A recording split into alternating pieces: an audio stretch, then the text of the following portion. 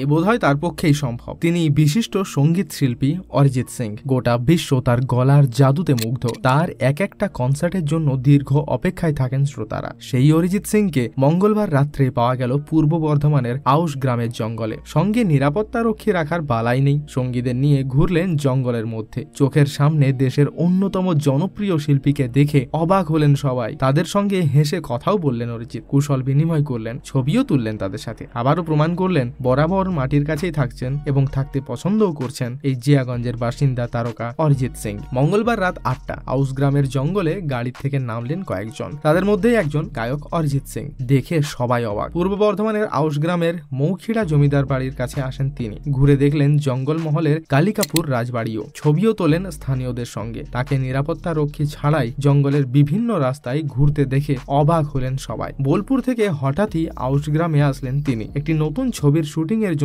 পট খুঁজতে এসেছিলেন তিনি। জানা গিয়েছে বোলপুরে থেকে তিনি কয়েকদিন ধরেই ইলামবাজার সংলগ্ন অঞ্চলে শুটিং এর জন্য জায়গা খুঁজছেন। সেই জন্যই তিনি আউশ গ্রাম জঙ্গলে এসেছেন।